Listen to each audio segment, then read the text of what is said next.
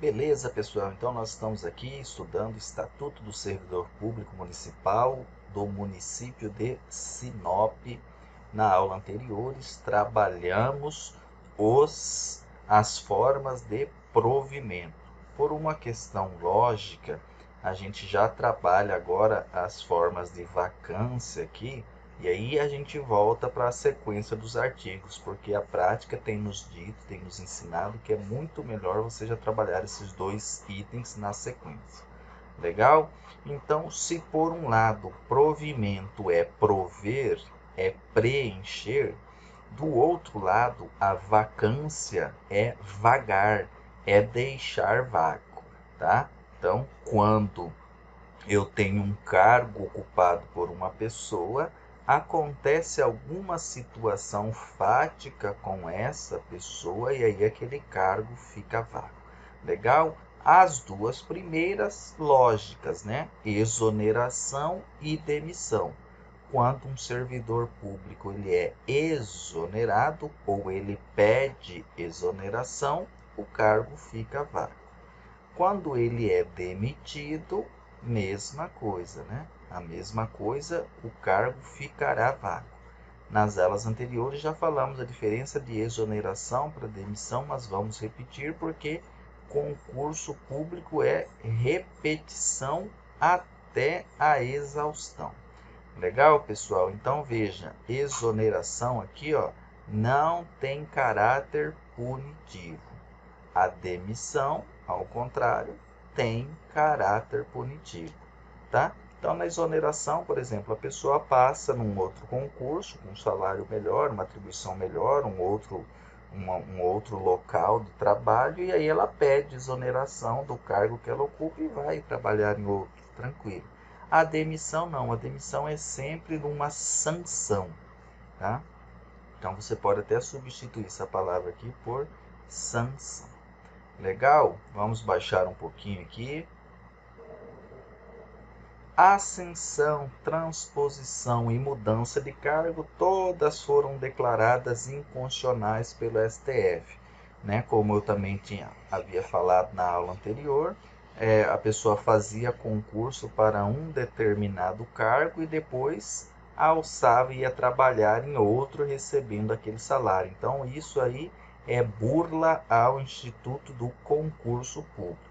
Então, ascensão, transposição, mudança de cargo ou qualquer outra investidura que você possa fazer isso aí, né? Prestar concurso para um cargo e exercer outro, ele é inconstitucional. Beleza? O 4, aqui, ó, a promoção. Promoção nós vimos que é a ascensão funcional dentro da mesma carreira, né? Dentro da mesma carreira. Então, você, por exemplo, aí, você é agente administrativo, classe A nível 1. 3 anos depois, classe A nível 2. Se tiver um nível superior, B2. E assim você vai progredindo funcionalmente a sua ascensão funcional dentro da mesma carreira. Legal? Vamos baixar mais um pouco aqui. 7. Readaptação. Professor, mas readaptação, recondução estavam aqui na minha tabelinha de formas de provimento. Sim, eu vou explicar. Ela é tanto forma de provimento como também é forma de vacância, tá? Fiquem muito atentos porque veja, se ele pode aparecer tanto nas formas de provimento e nas formas de vacância. Não é difícil, vem comigo que eu vou te explicar. Vamos lembrar aqui da readaptação. Na readaptação, o servidor público ele sofre algum tipo de limitação física ou mental, tá? Ele sofre uma limitação física ou mental, não consegue mais exercer aquela função para a qual ele fez concurso. E aí o que acontece? Também não dá para aposentar, porque a aposentadoria é proporcional. Eu quero continuar na atividade, diz o servidor. Então pegam ele e colocam ele numa outra atividade, tá?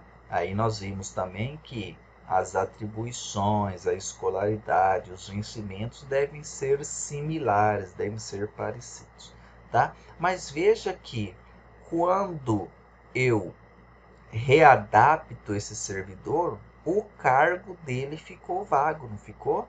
Então a gente deu o exemplo lá do professor que vai trabalhar numa secretaria. Ele proveu um cargo lá na secretaria da escola, mas ele deixou vago o cargo de professor, tá?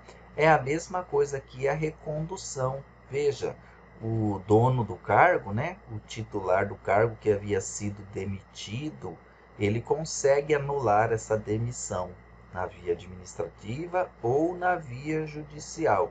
E aí ele volta para o cargo dele, né? Então, essa pessoa que estava ocupando o cargo deve ser reconduzido para um outro, né?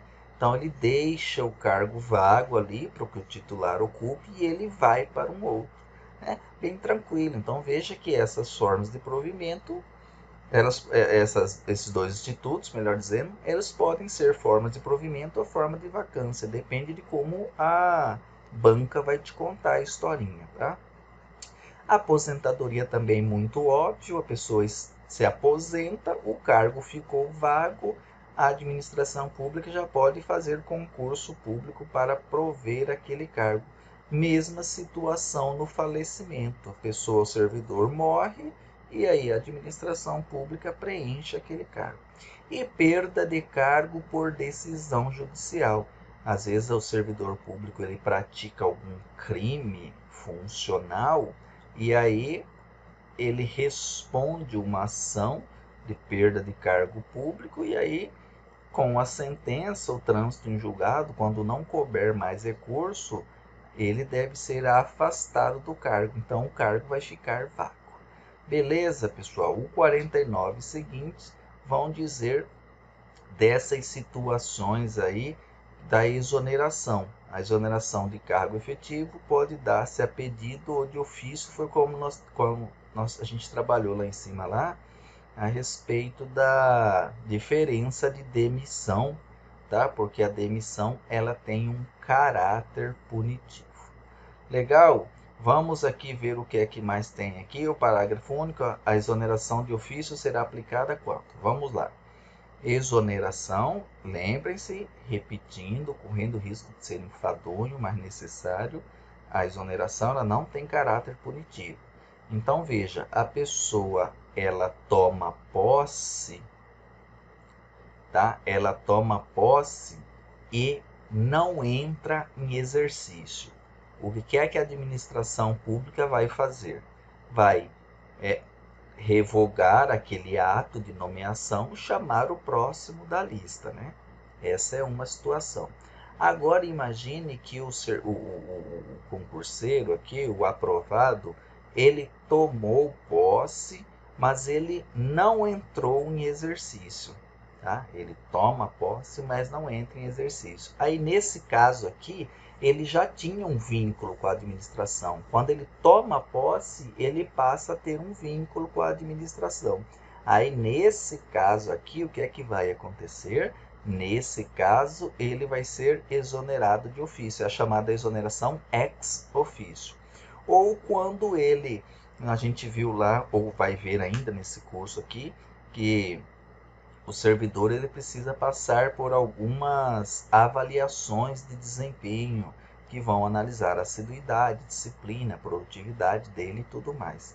Se ele não satisfizer as condições desse estágio, dessas avaliações, então no estágio probatório ele vai ser indicado para não estabilizar, inapto para estabilidade. Aí nesse caso, o que acontece?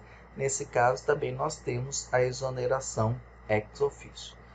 E a exoneração de cargo em comissão, que são aqueles chamados cargos ad nutum, né? Olha aqui, vamos anotar, ad nutum, livre nomeação e exoneração.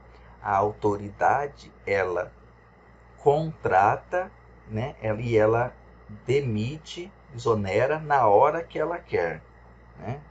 O caso aí de assessores de desembargadores, ministros de Estado, secretários de Estado, secretários municipais, todos, assessor de parlamentar, todos esses cargos são chamados cargos em comissão.